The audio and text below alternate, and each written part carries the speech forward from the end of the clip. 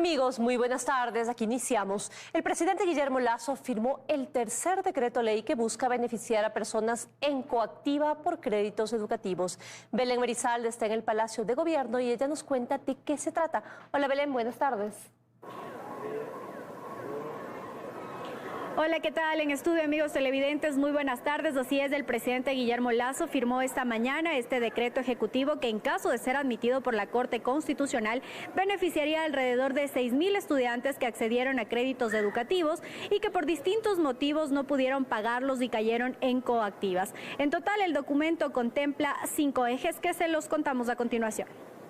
El tercer decreto ley fue emitido por el presidente Guillermo Lasso la mañana de este martes. Con él busca beneficiar a personas en coactiva por créditos educativos. La Secretaría de Educación Superior maneja un registro de 6.254 operaciones en proceso de coactiva, por un monto pendiente de 69,5 millones de dólares. De esa cartera, más del 60% no tiene convenios de pago. Los pagos de las cuotas de crédito los hicimos normalmente hasta el año 2020, cuando empieza la pandemia, y ya no pudimos continuar con los pagos. El país los necesita activos, libres de traba y produciendo.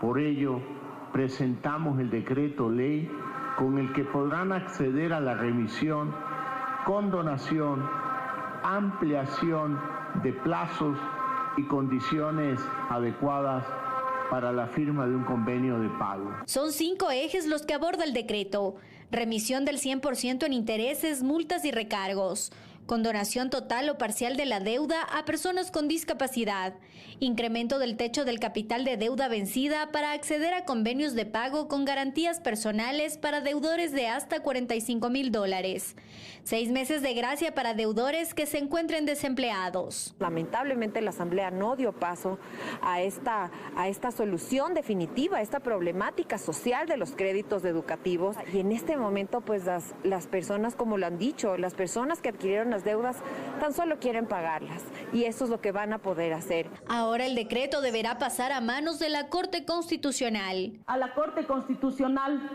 para que por favor, por clamor de nosotros como ciudadanos, den paso a este decreto. Este decreto representaría alrededor de 20 millones de dólares para el Estado.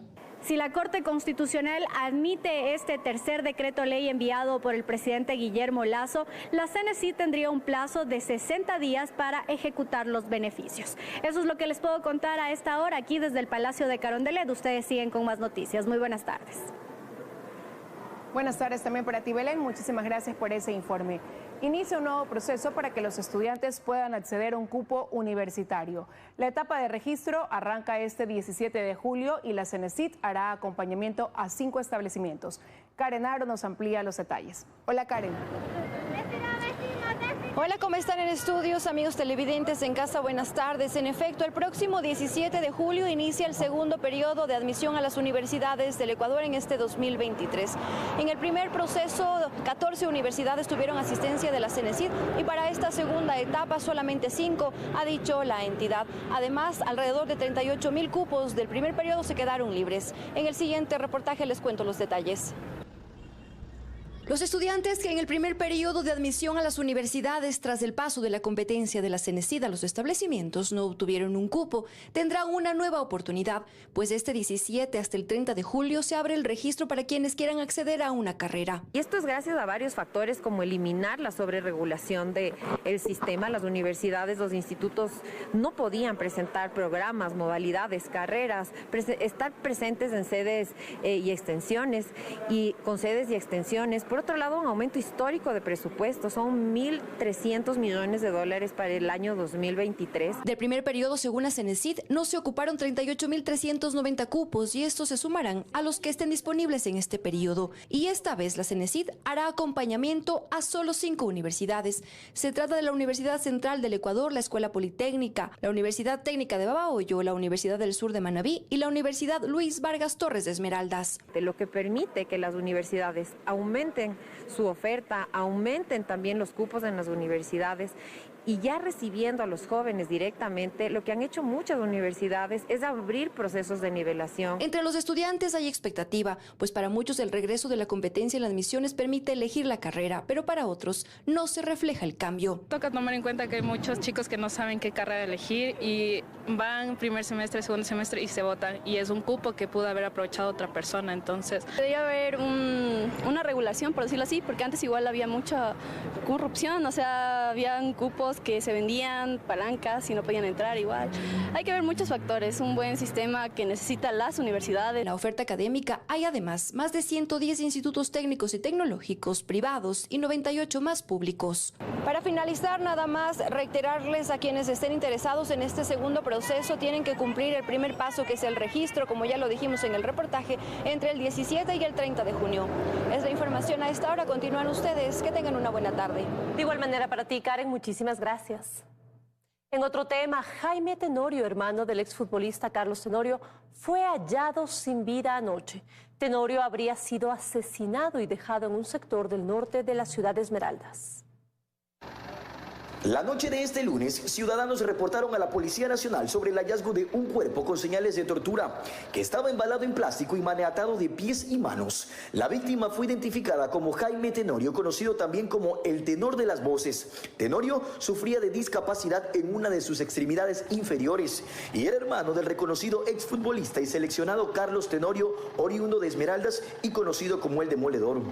Según información preliminar, el cadáver fue encontrado alrededor de las 22 horas en la calle 24 de Mayo, cerca de la Catedral Cristo Rey, centro de la ciudad. Al momento, la Policía Nacional ni los familiares se han pronunciado al respecto, pero se espera que en las próximas horas brinden detalles sobre este terrible suceso. Amigo, era como las 10 de la noche y una gente llegó en un carro y tiraron una Honda negra grande. Y ahí se fueron. Ya nosotros estamos cansados de esta situación en Esmeralda. No sé hasta cuándo con lo mismo. La autoridad nos hace presente. Todos los días hay muertos, todos los días hay descabezados. La gente se va de esta ciudad.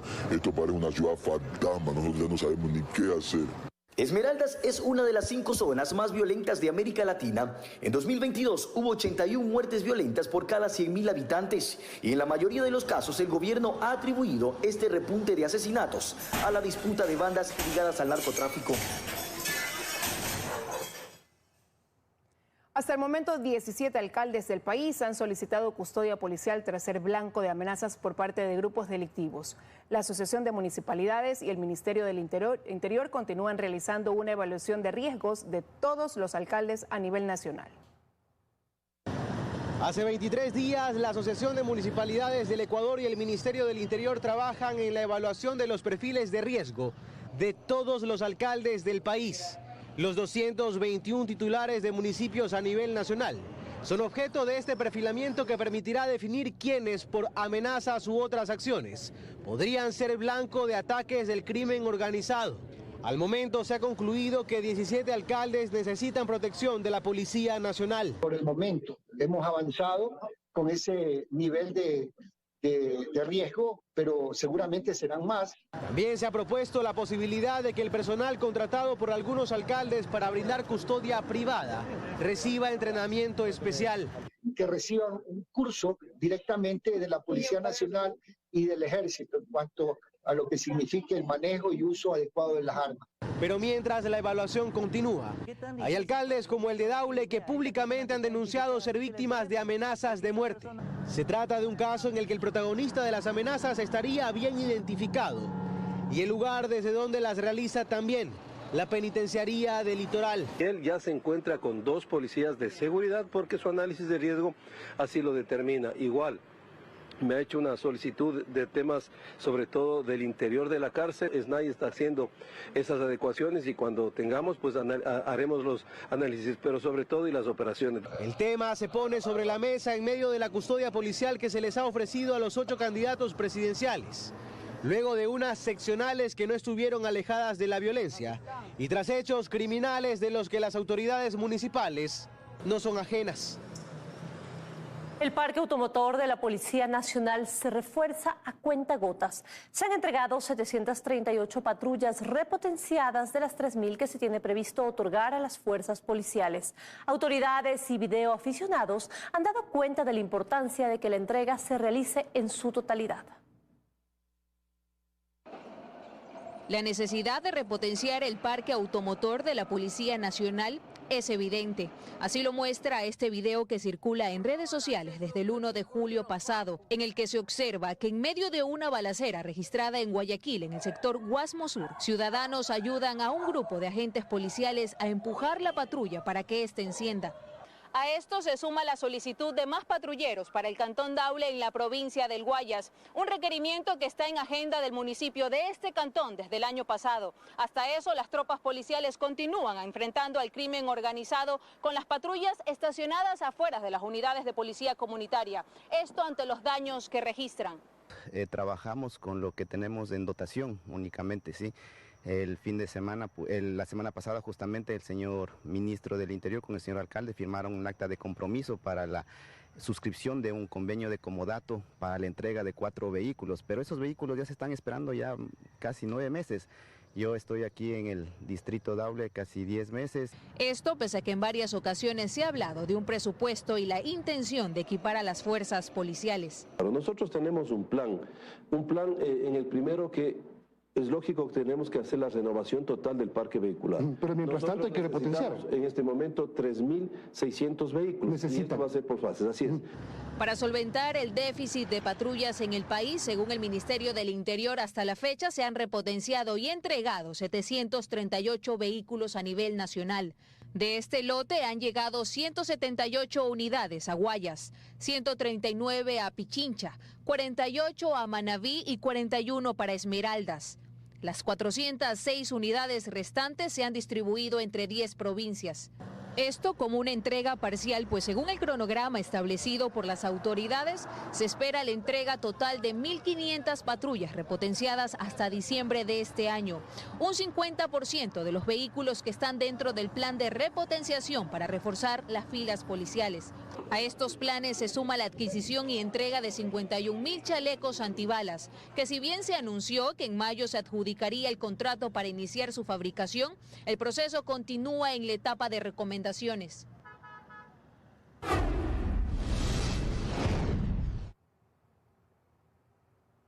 La Organización Meteorológica Mundial declara que el fenómeno El Niño ha comenzado. Joana Ramos está con nosotros y nos cuenta más detalles de este tema. Hola, Joana. ¿Qué tal? Muchas gracias. El anuncio se hizo este martes. El fenómeno del Niño, el rey de los eventos climáticos, como también se lo conoce, ya es un hecho.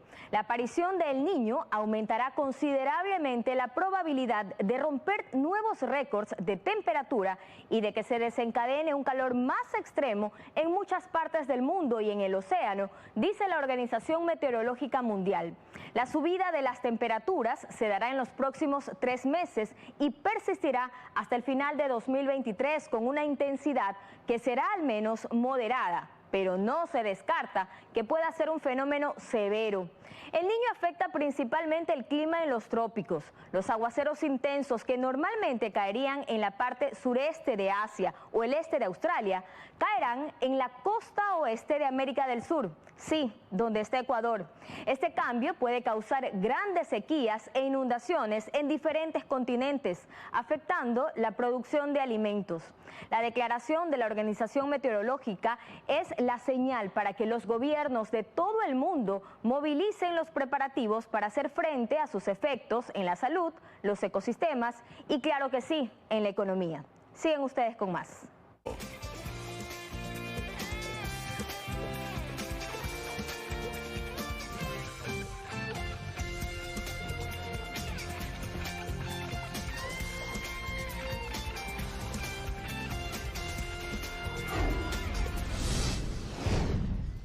Continuamos con más noticias. El Consejo Nacional Electoral avanza con el calendario previo a los comicios que se realizarán en agosto. A partir de hoy empezarán a ser notificados los miembros de las juntas receptoras del voto. El contacto ahora es con Astrid Singre, quien está en la Delegación Provincial Electoral del Guayas. Astrid, muy buenas tardes.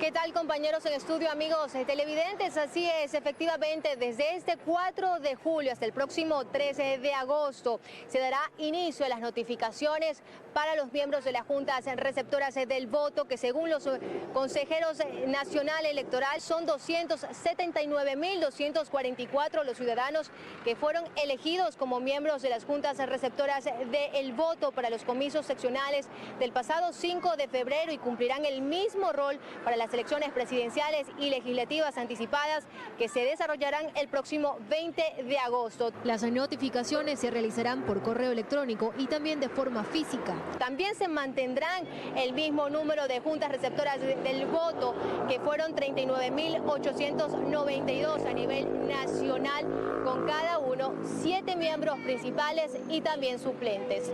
Importante señalar que de estas cifras, Guayaquil cuenta con 349 recintos electorales habilitados y 5.798 juntas receptoras del voto, para un total de más de 2 millones de votantes. Asimismo, el Consejo Nacional Electoral ya comienza a avanzar en su cronograma, y así es que desde este 5 de julio hasta el próximo 20 de agosto se darán las capacitaciones a los miembros de las juntas receptoras del voto, y el 30 de julio será el primer simulacro electoral. Hasta aquí la información, compañeros, amigos televidentes. Nosotros tendremos detallada toda esta noticia en nuestra emisión estelar.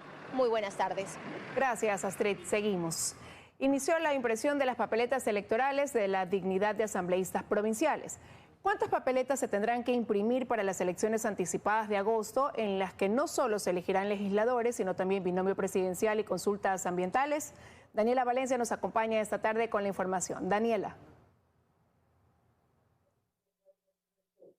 ¿Qué tal, amigos? Pues en total el Consejo Nacional Electoral imprimirá aproximadamente 39,6 millones de papeletas para la primera vuelta, correspondientes a las dignidades de binomio presidencial, asambleístas nacionales y provinciales, mientras que para la consulta popular del Yasuní se imprimirán aproximadamente 13,2 millones de papeletas más. Esto tendrá un costo que bordeará los 8 millones de dólares, pues recordemos que a escala nacional los votantes recibirán 4 papeletas, aquella correspondiente al binomio presidencial, también a asambleístas nacionales, la de asambleístas provinciales y una para la consulta sobre la explotación petrolera en el campo ITT del Yasuní. Pero recuerde que si usted vota en la capital recibirá una papeleta adicional para que se pronuncie sobre la explotación minera en la zona del Chocó andino. Ahora, como datos generales de estas elecciones extraordinarias, debemos saber que 13,4 millones de ecuatorianos están habilitados a votar. En total son 39.892 juntas receptoras del voto en 4.380 recintos electorales. Elegiremos binomio presidencial y 137 asambleístas, 15 nacionales, 116 asambleístas provinciales y 6 correspondientes al exterior. Ustedes continúan con más. Muchas gracias. Gracias a ti, Daniela. Azuay, Guayas, Imbabura y Pichincha fueron las provincias escogidas por los presidenciables para continuar con sus actividades de este martes. En su mayoría, los candidatos recorren medios de comunicación para difundir sus propuestas de campaña. El candidato de la alianza entre el Partido Social Cristiano, Sociedad Patriótica y Centro Democrático, Jan Topic, encabezó este martes un enlace radial en Guayaquil para continuar difundiendo sus propuestas de campaña. Yacu Pérez, quien es auspiciado por los movimientos Democracia Sí, Unidad Popular, Partido Socialista Ecuatoriano y Pachacuti, también estuvo en el puerto principal. Mantuvo una reunión con estudiantes de la Universidad Estatal. Este miércoles continuará en Guayaquil. Por otra parte, Javier Herbas, candidato del movimiento Reto, cumplió agenda en Cuenca y habló sobre sus propuestas y también sobre la impugnación a su candidatura. Por supuesto que afecta, pero lo que más afecta es al Ecuador, porque esa impugnación está limitando que ya podamos iniciar la campaña formal electoral, que es lo que propuso el CNE, que comience y que inicie el 4 de julio en lugar del 10 de agosto. El ex vicepresidente Otto Sonnenholster mantuvo reuniones privadas este martes. Por su parte, Fernando Villavicencio encabezó un encuentro ciudadano en la capital. Y Luisa González, candidata del movimiento Revolución Ciudadana, recorrió varios puntos de la provincia de Imbabura, aun cuando todavía no empieza la campaña, al menos no formalmente. En la práctica, la carrera por Carondelet empezó ya hace varios días. Habitantes de Aguarico sesionaron para analizar propuestas y buscar alternativas en beneficio del Cantón Oriental. Concuerdan en que se debe seguir explotando de manera responsable al Yasuní para que su estilo de vida mejore. La Organización de Comunas Quichuas habría emitido la convocatoria para la Asamblea Cantonal denominada Aguarico en Unidad 2023, que busca alternativas y propuestas en beneficio de la colectividad de ese cantón orellanense. No viven la realidad que nosotros somos los verdaderos guardianes en nuestro territorio. Yo les pregunto, compañeros, si algún día ustedes les han conocido a los colectivos yasuníes, ¿les han conocido ustedes? Los entrevistados concuerdan en que en la próxima consulta popular el resultado les favorezca y se dé continuidad a la explotación del Yasuní. Saben que por medio de este accionar podrán contar con servicios básicos y mejores días. Estoy de acuerdo de que se continúe con la explotación petrolera siempre y cuando se lleve el cuidado y las recomendaciones que lo hace el Ministerio del Ambiente. Nosotros queremos que siga la explotación aquí en el bloque 43. Fomenta acá el trabajo en los diferentes pueblos y dinamiza la economía del sector. Miguel Ajón espera y en la próxima consulta popular se refleje la voluntad de quienes aspiran ver crecer un Aguarico abandonado por décadas. En caso de que gane el sí, no pierde el Cantón Aguarico, sino perdemos todos, perdemos servidores públicos, perdemos médicos, perdemos educadores, perdemos los compañeros de la tercera edad, todos perdemos como ecuatorianos. La jornada finalizó con danza cultural y su tradicional chicha de yuca.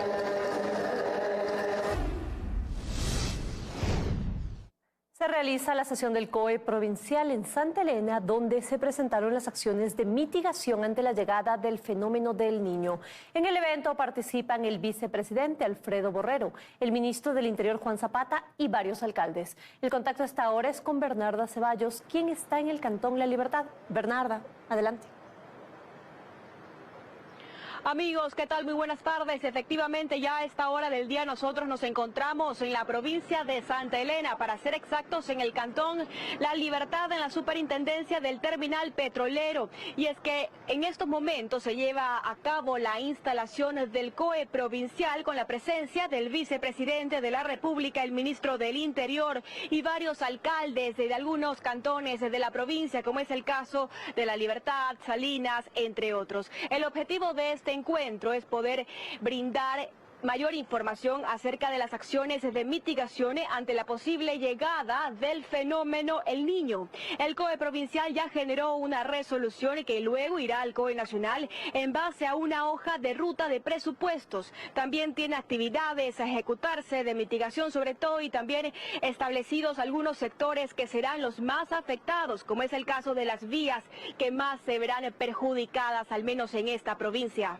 Es importante destacar que al menos en este COE provincial realizado aquí en Santa Elena también se tiene la versión técnica. Los expertos en el tema aseguran que se prevé un niño moderado similar al del año 97. También es importante resaltar que ya se ha trazado una hoja de ruta con el vicepresidente de la República para realizar más COEs provinciales en los otros sectores y provincias afectadas del país. Por ejemplo, el día martes se realizará el COE provincial en Manabí, sobre todo para poder tratar más temas de mitigación y acciones para la posible llegada del fenómeno El Niño ya a finalizar este año. Es importante también destacar que se ha hablado del presupuesto inicial, sin embargo las autoridades ya mencionadas continúan presentes y reunidos acá en este punto, y es importante destacar que nosotros estaremos ya presentes y más adelante les tendremos la información completa en un reportaje de las 20 horas. Regresamos a estudio. Excelente jornada. Más noticias. Del reglamento de asociaciones público-privadas que emitió el gobierno busca sustituir el proyecto de alianzas público-privadas que no fue aprobado y que aspira a mejorar la transparencia en la información y la gestión de proyectos. Además, lograría disminuir hasta en 6 meses los pasos requeridos.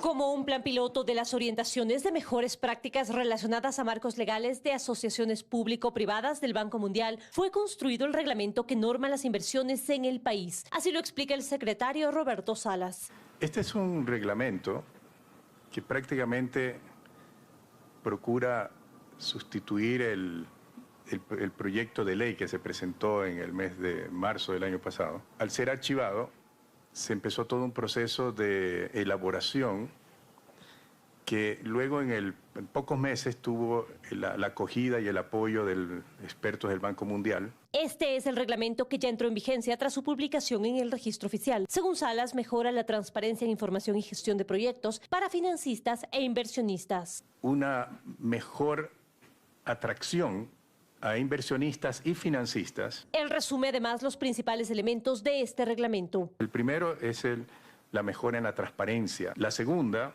es la mejora en la posibilidad de financiar estos proyectos. Un tercer elemento, que es cómo ganar eficiencia. Realza que la presencia de otras instituciones permite que exista mayor supervisión y seguimiento y garantiza además que la banca esté dispuesta a financiar los diferentes proyectos. No solamente el ministerio que está a cargo del proyecto, sino que también se involucra dentro de esto el Ministerio de Finanzas, teniendo la obligación todos los proyectos de tener un dictamen de sostenibilidad fiscal. El nuevo reglamento además permitiría ahorrar tiempo en los proyectos. Establece un ahorro alrededor de 4 pasos, que en la práctica ahorra entre 5 a 6 meses de un proyecto total.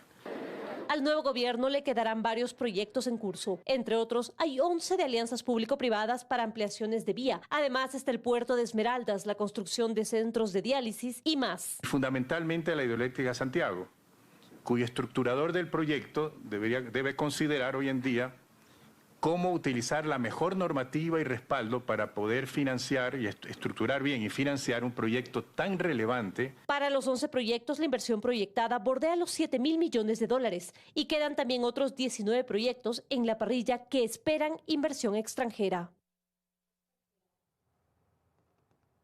Más de 247,000 niños y adolescentes fueron encuestados en todo el país respecto de la salud mental. El 12% de ellos ha mencionado sentirse estresado y un 6% cansado. Andrea Samaniego nos presenta más sobre este estudio realizado por la organización World Vision Ecuador. Andrea. Amigos, ¿cómo están? Así es, se trata de la encuesta Tu Voz, Tus Derechos que se realizó en todo el territorio ecuatoriano y que revela el estado de salud mental de los niños, niñas y adolescentes. Esta encuesta fue realizada durante el mes de junio y participaron 247,102 niños, niñas y adolescentes entre los 9 y los 13 años. ¿Pero qué arrojó este estudio? Pues bueno, les contamos que el 76% de los niños, niñas y adolescentes en el Ecuador se consideran felices. El 12% en cambio ha mencionado que se siente estresado. El 6% de los encuestados ha mencionado que se siente cansado y el 2% que se siente triste.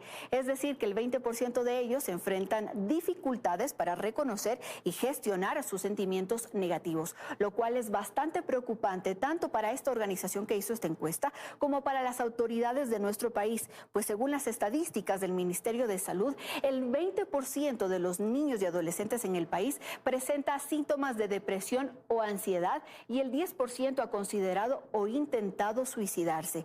En cuanto al acoso o intimidación emocional por parte de sus compañeros, la encuesta reveló que el 68% nunca ha experimentado esto, que el 25% lo ha experimentado pocas veces y que el 7% lo ha experimentado siempre o casi siempre. Con estas cifras, lo que buscan tanto las autoridades como quienes forman parte de esta organización es que se realicen políticas públicas para prevenir todos estos temas y sobre todo que se trabaje de la forma más urgente en temas de salud mental en los niños, niñas y adolescentes.